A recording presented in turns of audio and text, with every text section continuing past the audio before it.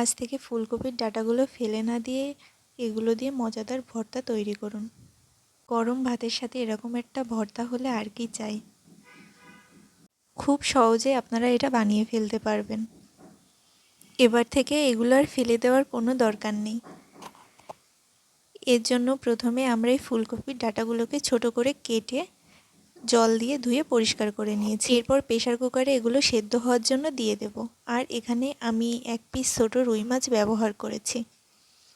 আর এর মধ্যে দিয়ে দেব সামান্য একটু পরিমাণ লবণ। মাছ দেওয়ার কারণে এর টেস্টটা আরও বেশি সুন্দর হবে। আমার এই ডাঁটাগুলো সেদ্ধ হলে নামিয়ে নেব। তারপর এগুলো একটু ছেঁকে উঠিয়ে নিতে হবে। আর মাছ থেকে কাঁটাটা ছাড়িয়ে নিয়ে তারপর এগুলোকে একটু ব্লেন্ড করে নিতে হবে।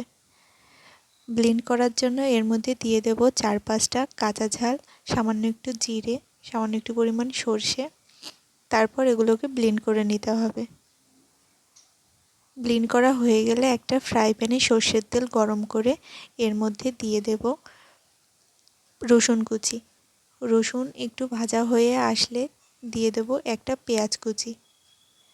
পেঁয়াজটা আর একটু ভাজা ভাজা হয়ে আসলে এর মধ্যে দিয়ে দেব স্বাদমতো লবণ আর হলুদ। তারপর ব্লেন্ডারে যে মিশ্রণটা বেটে রেখেছিলাম সেই মিশ্রণটা দিয়ে দেব।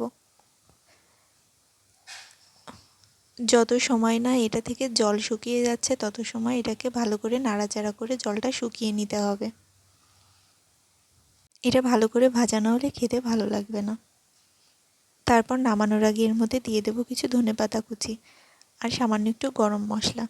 তারপর নাড়াচাড়া করে নামিয়ে নেব।